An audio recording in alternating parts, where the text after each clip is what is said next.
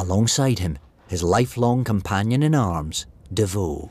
You're no use here. Shh, I'm not leaving. Oh. By late January, after 4 months, the dismal climate had rendered the campers easy victims to chilling dews. Nightly sleeping on stone flags, even Richard's iron frame became afflicted with a slow and wasting spinal agony. Thus, at this crucial time, the people's leader was bedridden, unable to rise from his sleeping bag. I'm stuck here while they're letting us get evicted. Not letting, Rick. Latest judgment, the High Court has refused us right to appeal. And though he respected the opinion of his sometime paramour, Richard was also a man of implacable opinion. Victory, for him, was always possible. I need to get back to the legal team. If we can get back into court, I can win us the right to stay. It'll be fine, just get some rest. You've got to relax those muscles. If we can take our appeal to the Supreme Court, we can make this camp permanent. Rick, don't you think, maybe, just possibly, Occupy London has run its course? If we get permanent rights here, every day they go to work in the city, they'll have to see us, walk past us. What are they seeing? Half the camp, it's homeless people now. It doesn't leave us much time for activism. Once it's settled, we can deal with... And the with other people here, they have opinions too, you know. Lee, Conrad, Robbo. What do they know? Excuse me. What? Sorry. What's up? My friend here, he thinks, well, he suggested, well, it's kind of weird, but... I believe I can help my friend's friend. You're Rick, I presume? Oh, palling up to the enemy now, Kenny. Look, it's complicated. We met last night, and then he hears about you, Rick, and then he rings me this morning and says he can do this thing. It's... what did you call it? It's just a traditional Kurdish therapy, involving relaxation of the mind, leading to suffusion of wellness through the body. Shouldn't you be hard at work bankrupting someone? My boss, he told me to come and help. It's just a little alternative healing. Yeah, whatever you call it. Still a nice way to get in here, screw up one of our best guys. He's already screwed, Devs. Well, maybe just set him back a few more weeks. By that time, the eviction notice has been issued. You're both so suspicious. I don't care if it bloody kills me. I'm sick of lying here like a strangled cow, with everything going to hell out there. Do you trust this guy? On my life. Where did you meet him? Kind of, I don't... Well, he's the one that helped me find Canning Gillespie. What were you doing in there? Don't worry about that now. No, Bernie? Some of us, we just think that Canon Gillespie might be the right go-between. Between what and what? To set up a negotiated pullout. Oh, come on, Rick. Oh, brilliant. Theo might be able to, well, you know, some way we could up sticks, but it won't be a defeat. Keep a presence up here. Very nice. Thanks for the support, Bernie. Very loyal, very touching. There's a lot who think that would be the best outcome now. Oh, you too. Behind my back, you all go running off to arrange a retreat. And the word in question is definitely back. Better get it fixed then, hadn't we? Come on, Doc. Where do you want me? What on earth is that man doing here? Rick, what the hell's a banker doing in our camp? Steady, steady. This isn't some plot. He's come to help Rick with his back. He's a good guy. These two knights were those most acquainted with the conspiracies of the camp. Robbo of the Marxist Alliance, hardcore agitprop. We've got to check him out first. And Conrad, who had earned his spurs with Occupy Wall Street and thus presumed himself to know everything that was to be known. Maybe the corporation's starting to make you worse. And neither man was concerned to ensure a future for Rick as leader. They both aspired to that crown. If not at this protest, then the next. This could all be some big plot. Life isn't a Marvel comic, you know. And you ain't a superhero either. Well, you pay for the lawyers to evict us, but you're happy to send doctors. God's sun shines on us all, banker and protester. I also make no distinction. I'm in pain here, in case anyone's forgotten. The banker stepped forward and informed himself of the various symptoms. Next, he filled a cup with water and drew forth a small silken bag twisted with silver. What do you got there? This, friends, is the talisman. And what's that when it's at home? This is the medicinal magic which has passed through generations of my family. You wanted water? Now, I shall dip the talisman in this water. Immersing it in the cup, It was as if some effervescence took place, causing the water to seethe and gain power. How's it doing that? This is the first part of the treatment, but also the most important. This will bring you to the correct state of receptive awareness. Just give it to me. And now I must ask you all to clear the tent. What? The rest of the treatment will pass only between the patient and myself. Come on, everyone, out. Move it. Get out. Once released, Conrad and Robbo, Rick's determined rivals, strode away. They steered themselves by mutual consent from the more inhabited parts of the canvas city. They required a clandestine corner. This place is finished. And if we keep putting all our efforts into staying here, we end up with nothing. You got a plan? We pull out of here. Then we could put all our efforts into the empty Deutsche Bank place behind Bishopsgate. We squat there, and they'll never get us out. You mean you could? And Rick's obsessed with the stock exchange. It's his holy Jerusalem. It's madness. You're right. I could really do things with that Bishopsgate building. Deutsche Bank don't care about it. Really put us on the map. You and me. New Occupy. I've been talking with a few friendlies on the city corporation. We get in there, they'll negotiate. If we do this right, we could come away with something cool. Something that lasts. That Rick refuses to negotiate. And if this banker guy gets Rick on his feet again... Rick is never getting on his feet again. What? He's a fantasist. A dreamer. He's tying us down here. And who says he gets to call all the shots? Anonymous. You know those guys? I was talking to them. It really riles them the way that Rick gets all the attention, all the press mentions. Rick really can't stand Lee, the anonymous spokesman. We get those two arguing, it'll rip this place apart. Make sure everyone sees Rick for what he is, then we slip in and occupy the Deutsche Bank building. Conrad looked around anxiously. As he looked, the broad folds of the banner of 10 demands caught his eye. More than any other symbol, this banner belonged to Rick, marked his leadership. Then he espied the labourers unloading crates of ale into Nando's. Crates left unguarded. A quick intellect like Conrad's catches ideas from the glance of a moment. Soon, the critical evening hour arrived at which Hakim, returning from his day's work, had predicted that his patient might be awakened with safety. And Rick, sitting up and rubbing his eyes, demanded, This is amazing. It's gone. The pain has totally gone. Take it gently. What's in that talisman of yours? How's it work? I wish I could tell you, but... This is... If I can ever do anything for you, it's hard to imagine what. Anything, ever.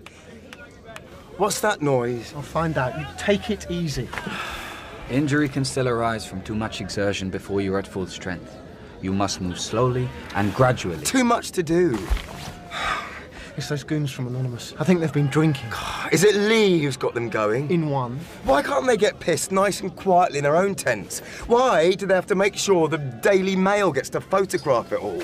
Man, you have so got to see this. Conrad, have you been drinking as well? Lee had a crate, sawgrass he was sharing. Come on, man, you gotta see this. Gotta see what? He's so out of it. He's trying to pull down the 10 demands banner and putting their stuff up instead. What the... Careful, please. Where are my clothes? Keep calm, Rick. Was this approved in today's General Assembly? He's just out of it. Hasn't got a clue what he's doing. Rick, you heard the doc. No. Quiet! The lot of you. This is not happening. It's letting everyone down. There are things we stand for. Through this disorder, Richard burst his way like a goodly ship under full sail. Who's responsible for this? I said, who did this? Who put this flag thing over the banner of 10 demands? That was me! Well, Lee, this is a democracy, and the General Assembly has agreed the demand should be here at all times, and this should not. Rick, don't! So saying, he pulled up the post, splintered it to pieces, threw the anonymous banner itself on the ground, and placed his foot upon it. Got a problem with that? Anyone? Any of you with your silly, beardy masks? Yeah, I do. Me too. Who the bloody hell do you think you are? Let's just kill it, okay? Everyone, consensus? I painted that. We'll sort it. Let's just keep everything calm. I'll kill you. And I won't try to stop you. You know I reject all acts of violence. I got no problem with that. Save me time.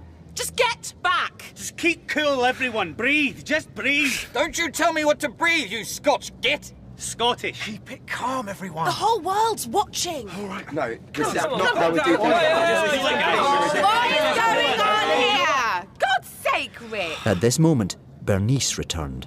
Appalled at finding Rick confronting Lee in such a menacing posture, Rick himself blushed at being discovered by his partner, whose sagacity he respected. Just getting a few things straight. He tore down our flag, Bernie, look! They put it over the 10 demands.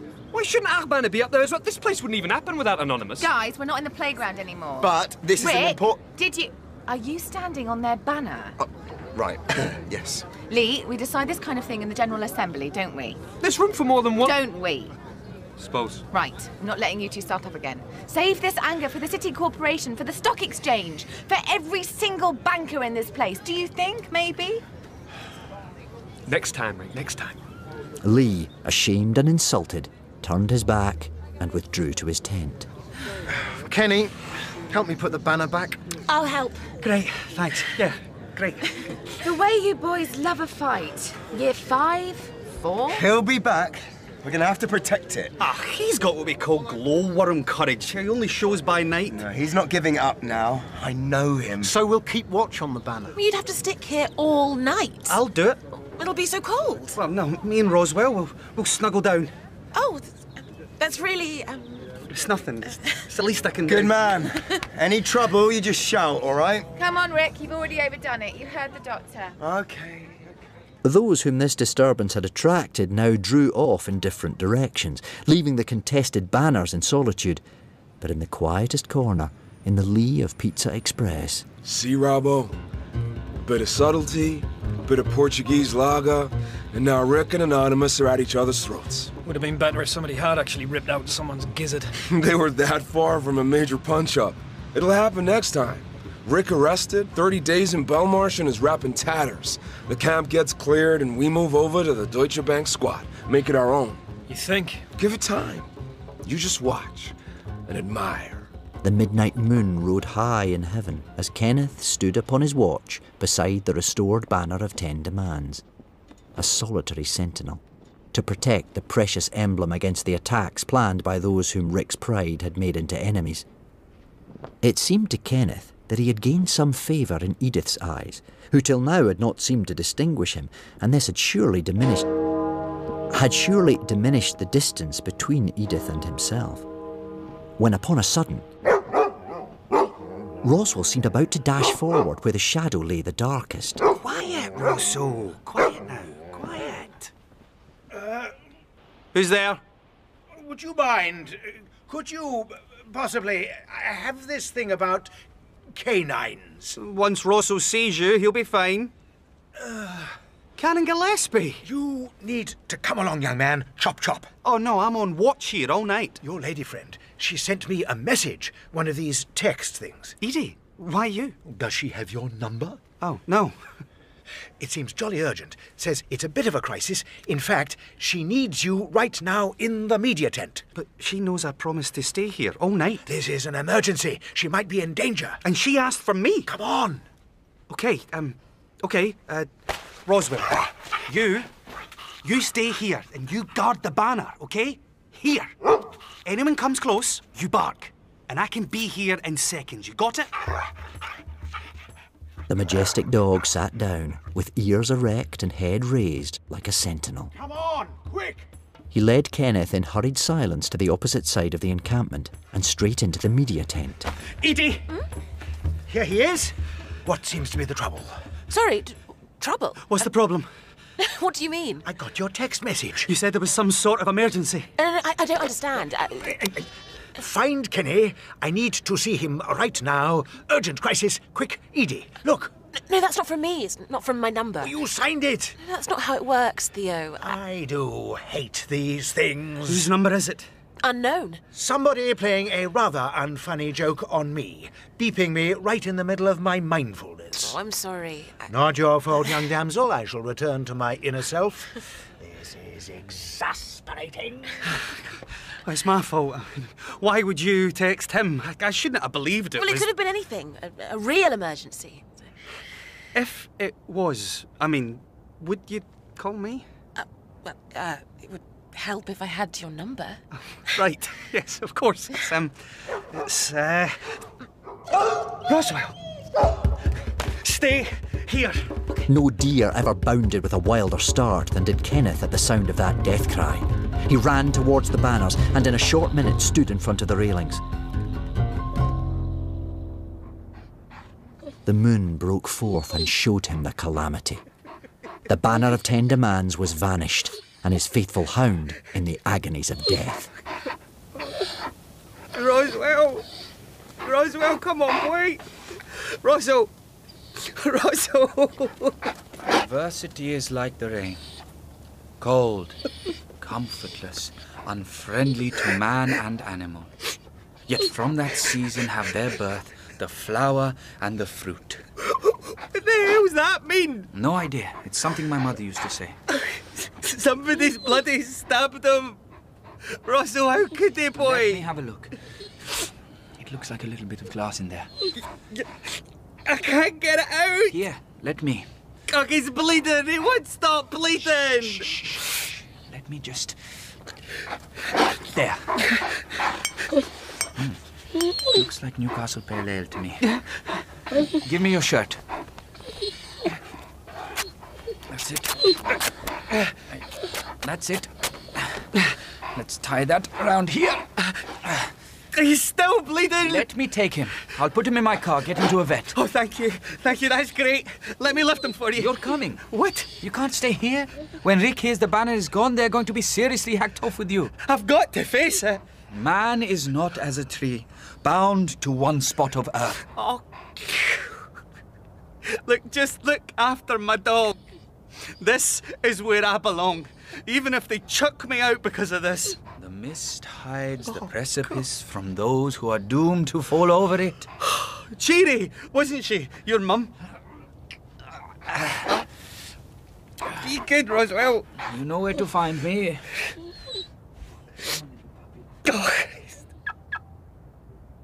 Kenneth paused for a few minutes, zipped up his fleece, then strode across the churchyard, waiting for the morning light and for judgment.